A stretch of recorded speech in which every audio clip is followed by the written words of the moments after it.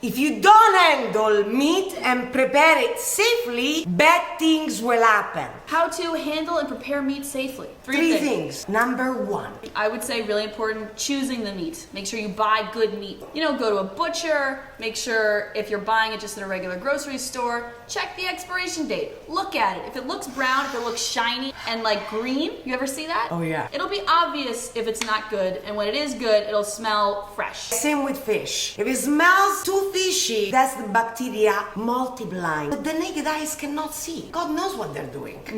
Number two. Storing it properly. Don't leave it out for a long time before you cook it. I mean, I know some people like to temper steaks. They put them out for 20, 30 minutes before they cook them. That's fine. But, you know, if you get home from the grocery store and you leave the meat out on the counter. Don't leave your meat on the counter for 4 hours. Don't leave your meat on the counter. Just put it in the bloody fridge. Number three. In restaurant kitchens, we always have a designated cutting board for meat and for fish. Wow, And I love that. What material should the cutting board be? plastic. Wooden cutting boards, a lot of the time, if you don't know how to properly clean them, then wooden cutting boards can absorb like a lot of bacteria and stuff. So I mean, if you just really don't have a plastic cutting board and you want to use a wood cutting board, you can also scrape it down with Yeah. salt. Salt is very antibacterial.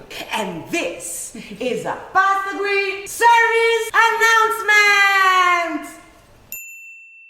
Yes!